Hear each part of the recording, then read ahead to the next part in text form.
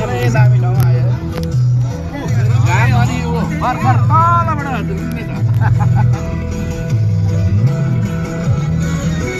पहिलो घाम तिरेको